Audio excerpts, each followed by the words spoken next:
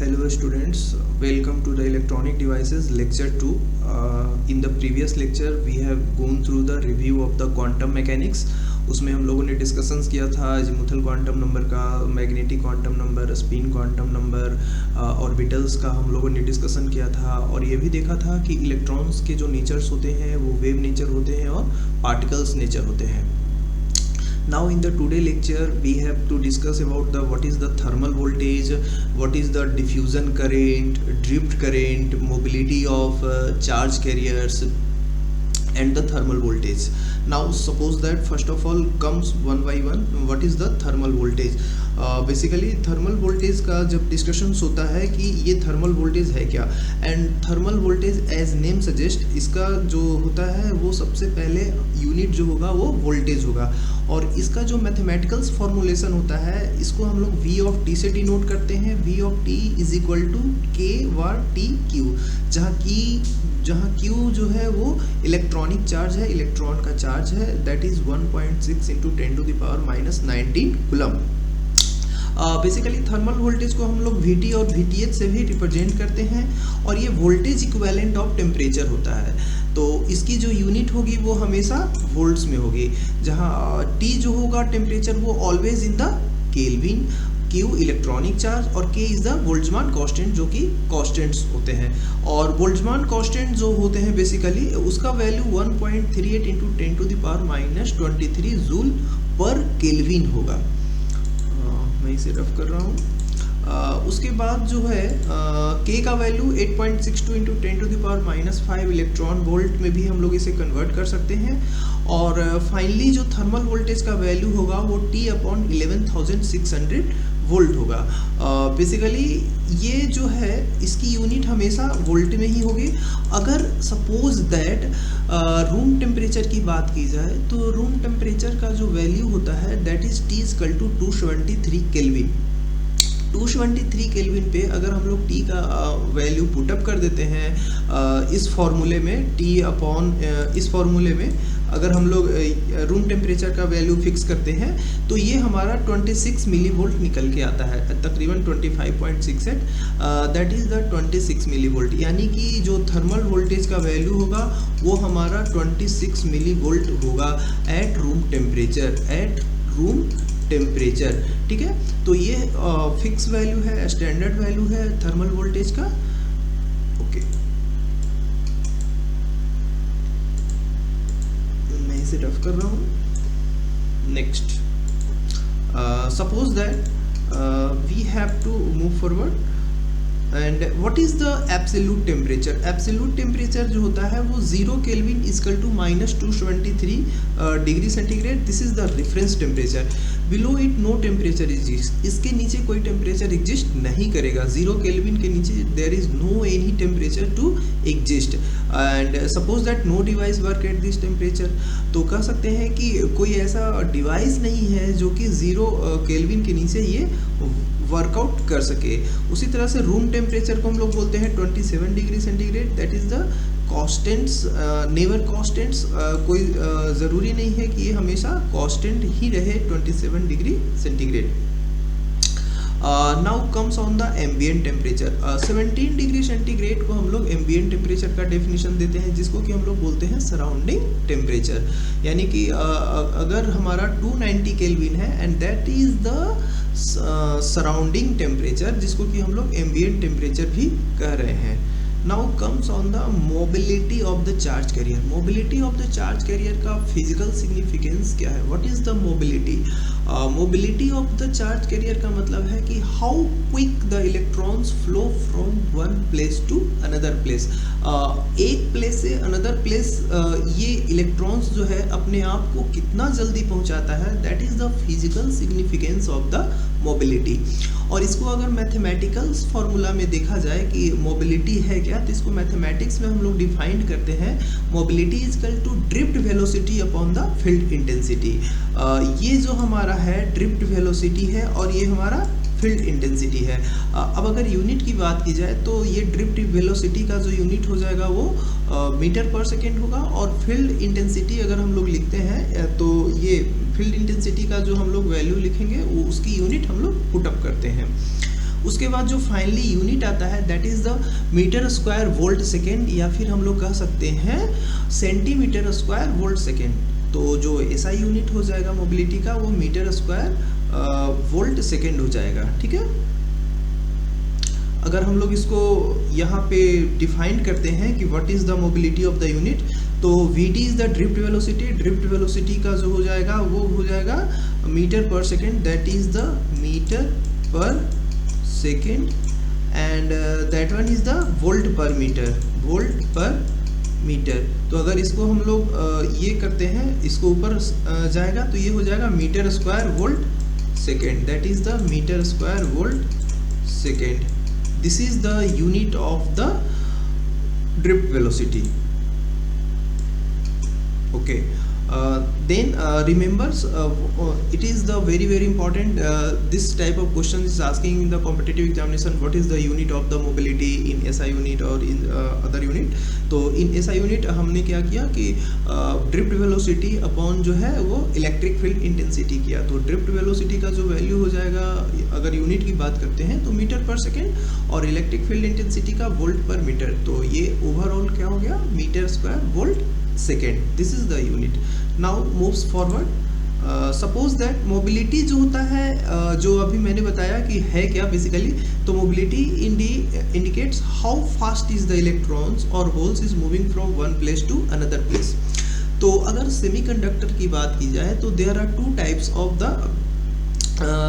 Semiconductor, one is the germanium, other one is the silicon. Basically यहाँ पे हम लोग कंपेरिजन्स किए हैं जर्मेनियम और सिलिकॉन में। And one more thing, basically हम लोग सिलिकॉन्स को प्रीफर करते हैं जर्मेनियम के रिस्पेक्ट में। वो इसके पीछे रीज़न ये है कि सिलिकॉन जो है ईजिली अवेलेबल है। ये अलग बात है कि सिलिकॉन का जो कट इन वोल्टेज होता है वो 0.7 वोल्ट होता है, जबकि जर्मेनियम का जो कट इन वोल्टेज होता है वो 0.2 वोल्ट होता है। बट एक्चुअली क्या है कि सिलिकॉन का जो ये टेम्परेचर हैंडलिंग कैपेसिटी है वो ज़्यादा है with respect to the germanium. और दूसरी बात ये है कि जो सिलिकॉन है वो इजीली अवेलेबल है with respect to the germanium. तो इसलिए हम लोग सिलिकॉन को ये ज़्यादा यूज होता है with respect to the germanium. Now comes towards the difference of the germanium and silicon.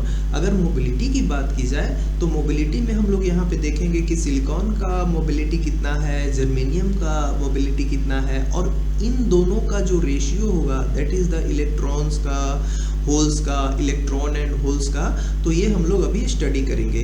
तो सपोज दैट अगर मोबिलिटी इलेक्ट्रॉन्स की बात की जाए तो 3800 सेंटीमीटर स्क्वायर पर वोल्ट सेकेंड है, और अगर सिलिकॉन की बात की जाए तो ये 1300 है। ये देखिए इलेक्ट्रॉन मोबिलिटी का जो है वो 3800 है, जबकि सिलिकॉन का जो है वो 1300 है।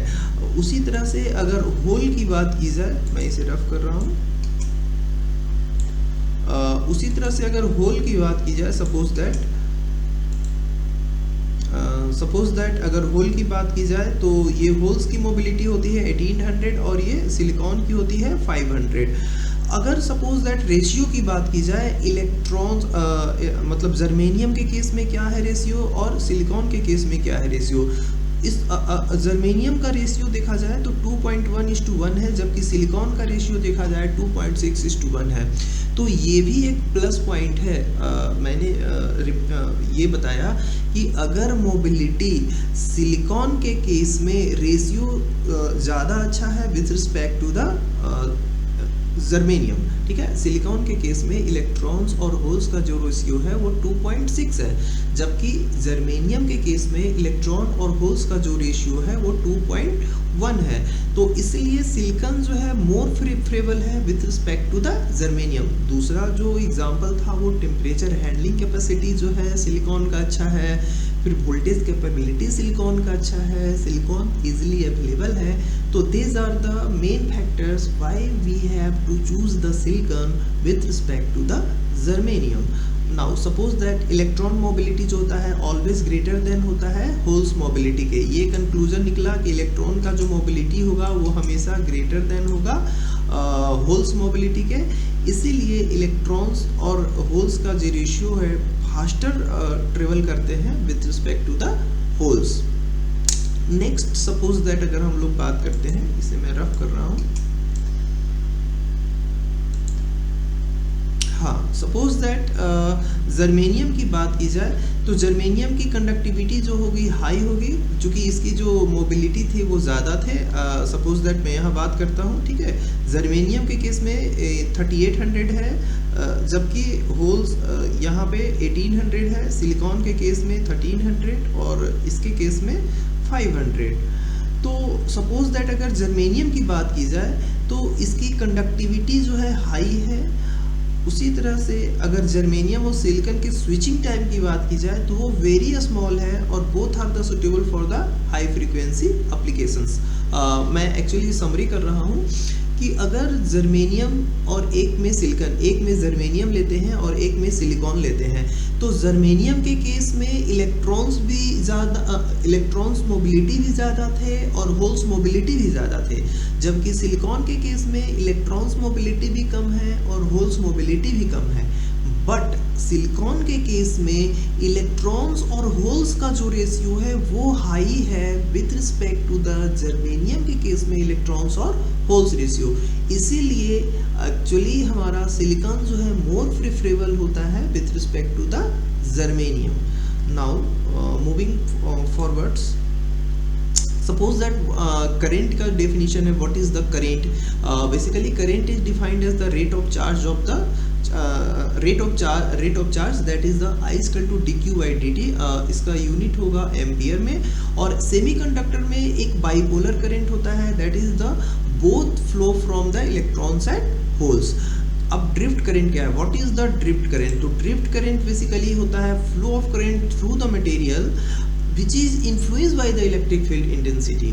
जो ड्रिफ्ट करंट होता है या तो इलेक्ट्रिक फील्ड इंटेंसिटी के द्वारा इन्फ्लुएंस हो या फिर अप्लाइड वोल्टेज के द्वारा इन्फ्लुएंस हो, this is the concept of the drift current. जबकि अगर हमारा वोल्टेज या ड्राइविंग फोर्स हो, that is the drift current. अगर कोई फोर्स या वोल्टेज ना लगा हो, that is the diffusion current. Here main difference जो है ड्रिफ्ट करंट और डिफ्यूजन करंट का ये है कि अगर अप्लाइड वोल्टेज या फिर इलेक्ट्रिक फील्ड इंटेंसिटी के चलते जो भी हमारा ड्रिफ्टिंग होता है, that is the drift current. और अगर बिना फोर्स के, बिना वोल्टेज के कोई करंट जनरेट होता है, that is the diffusion current. तो there is the main difference between the drift current and diffusion current. Drift current हो गया कि अगर आपने इलेक्ट्रिक फील्ड इंटेंसिटी लगाया है या फिर आपने वोल्टेज अप्लाई किया है, that is the drift current. और जबकि डिफ्यूजन करंट ये कहता है कि बिना किसी फोर्स के, बिना किसी वोल्टेज के द्वारा अगर फिर भी करंट जनरेट होता है, that is the diffusion current. This is the main difference between the diffusion current and drift current. And basically मैं इसे रफ कर रहा हूँ पहले। Now suppose that moving forwards, what is the operating temperature? जो operating temperature होना चाहिए germanium के केस में वो -60 degree centigrade to 75 degree centigrade होता है, जबकि सिलिकॉन के केस में ये -60 degree centigrade to 175 degree centigrade होता है। तो ये एक प्लस पॉइंट है हमारा दूसरा सिलिकॉन का। तो ओवरऑल जो सिलिकॉन के केस में जो है हम लोग सिलिकॉन की क्यों यूज़ करते हैं विद रिस्पेक्ट टू जर्मेनियम, कह सकते हैं कि टेम्परेचर हैंडलिंग कैपेसिटी जो होती है वो सिलिकॉन की अच्छी होती है, electron to hole mobility ratio high होता है, ये इजीली अवेलेबल होता है, instead of having the cut off voltage 0.7 volt and 0.2 volt respectively for the silicon and germanium. Okay